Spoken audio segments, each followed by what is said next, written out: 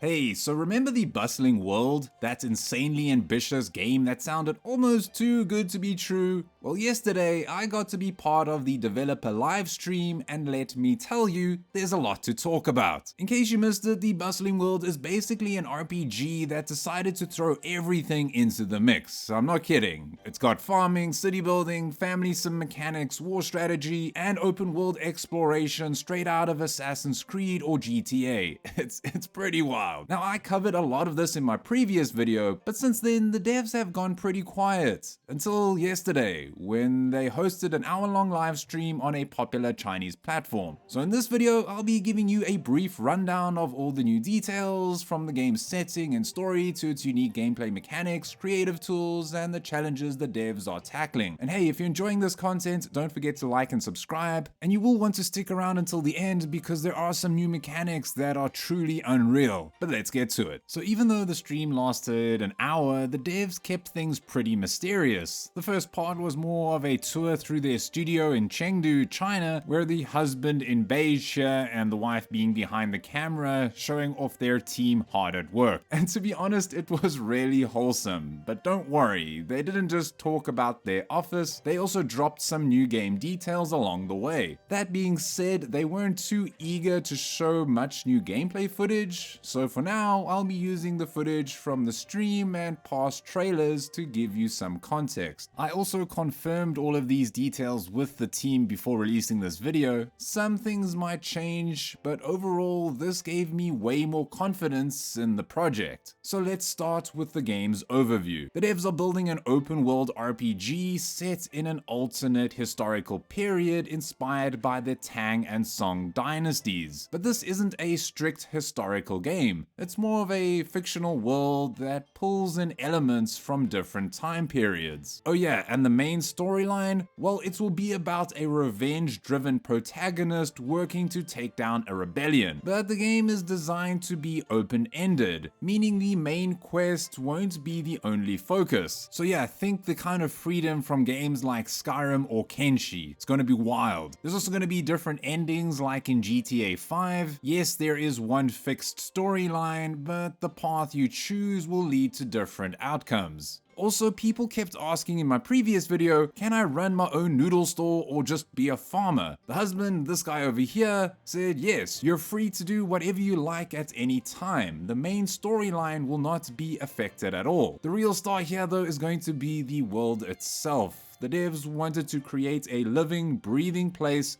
where you're free to explore, interact, and build your own story. A quote from the dev from this recent article really struck with me though. He said it's completely possible to break the old shackles and combine RPG and simulation games. The husband even mentioned how much he loves GTA and that the Bustling World will have a similar sandbox feel, just with an ancient Chinese twist. Oh yeah, and all the NPCs in your city will be interactable. That's gonna lead to some very interesting possibilities, but speaking of which, let's jump into those gameplay mechanics. So like I said, this game isn't just an RPG. It's going to be blending city management, strategy, and simulation in some really cool ways. During the tour, we also got to see one of the team testing out the various parkour mechanics, which is giving me heavy Assassin's Creed's vibe, which is all looking very slick, very fluid, and I cannot wait to try it out. When it comes to that city management, you're going to be running your own little city here, handling defense, laws, resources, and even military forces. That includes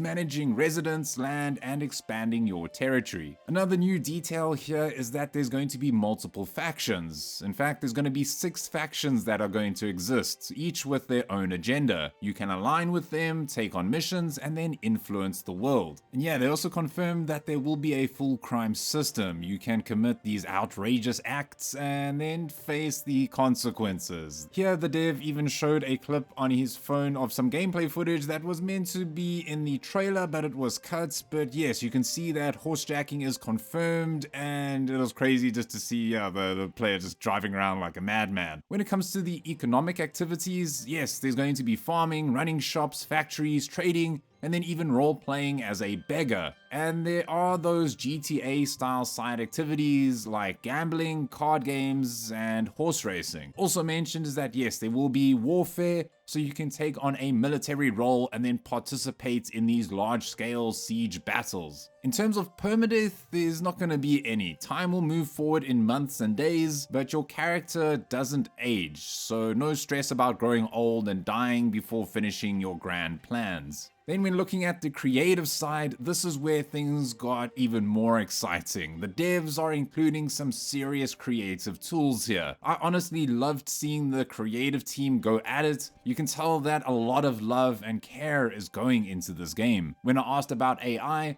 the team said absolutely not. All the images are going to be hand-drawn and they will be doing professional voiceovers too. This honestly made my heart so warm inside. So they did mention that there's going to be this creative workshop. Post-launch, you'll be able to create custom stories using in-game assets, animations, and characters. This really sounds interesting and something I haven't really heard of before.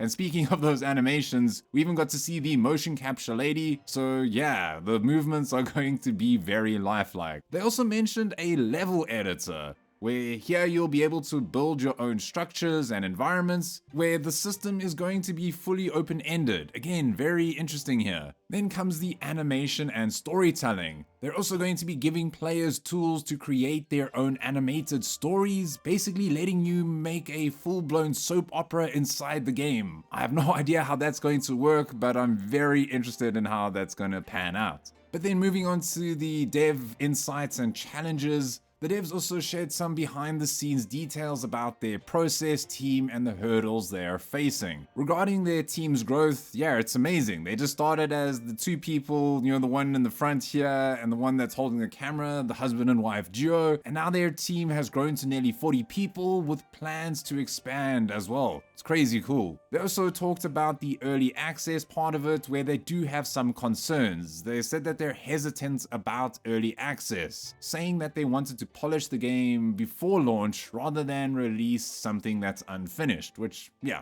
after playing some early access games, I tend to agree. They also acknowledged the high expectations here. This game is huge in scope, like it's ridiculous. And they know that people are wondering if they can actually pull it off. Their take, well, they said ambition is good and high expectations push them to do even better. They also mentioned that the game will be around 100 gigabytes on launch, maybe even more, which yeah, is a little steep, but come on, this is a very big, ambitious game. Also, regarding DLCs, they are still undecided, but the release version will definitely come with the full experience. And yeah, the big question here, when is it coming out? The bad news is that we'll have to wait. They're aiming for a 2026 release, but there will be a demo coming out this year, but again, it'll only be for offline events for now. These events will invite media, content creators, and players to test and give feedback. They also mentioned that they really want to be active in community engagement, hosting streams, and gathering feedback to help shape the game. But that's everything we know so far. With its unique mix of historical inspiration, open world gameplay, and creative tools,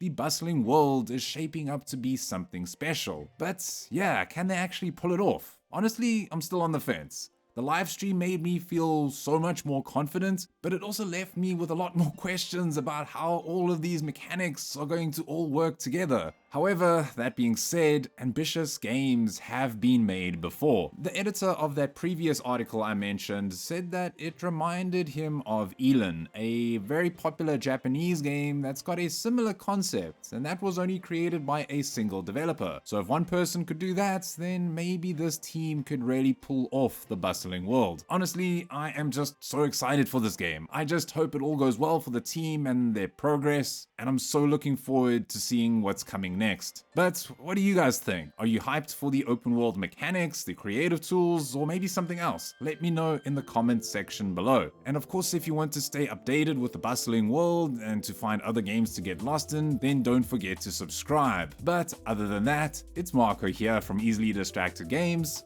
and as always, don't stop gaming.